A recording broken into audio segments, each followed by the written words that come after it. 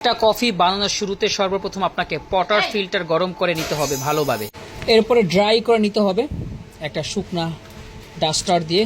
এরপরে আপনাকে grind coffee বিনের গুঁড়া নিতে হবে, যেটা সিঙ্গেলের জন্য আমরা 7 থেকে 9 গ্রাম নেই ইতালিয়ান স্টাইল, এবং ডাবলের জন্য 14 থেকে 18। এরপরে হচ্ছে ট্যাম্প করে নিতে হবে, যেটা হচ্ছে ট্যাম্পটা এমনভাবে করতে হবে যেন 15 থেকে 18 কেজি সমপরিমাণে একটা প্রেশার ক্রিয়েট করে। এখন তো অত্যাধুনিক। এরপর গ্রুপ হ্যান্ডেলের সাথে ওয়াটার ফিল্টারটা লক করে দেওয়া হবে গ্রুপ হেডের সাথে। এই ফাঁকে এসপ্রেসো করার ফাঁকে অবশ্যই আপনাকে মিল্ক স্টিমিং শেষ করতে হবে। এখন আমাদের স্টুডেন্ট মান্নান বানাবে কি লাটে, যেটাকে আমরা বলি ক্যাফে লাটে। সচরাচর এখানে ফোমের পরিমাণ কিঞ্চিত ক্যাপাচিনো থেকে অনেকটাই কম, যেটা অ্যারাউন্ড 1 সেন্টিমিটার বলতে পারি, এবং মিল্কের পরিমাণটা বেশি। কফির টেস্টটা একটু মিল্কি মিল্কি এখানে ফিলটা আসে।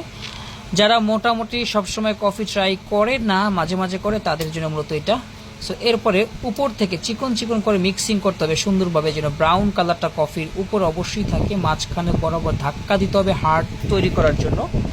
যারা কফি বানানো শিখতে চান, বারিস্তা ট্রেনিং নিতে চান, আমাদের সাথে অবশ্যই যোগাযোগ করবেন। হয়ে গেল একটি cafe লাতে। Thanks for watching this video. Bye bye.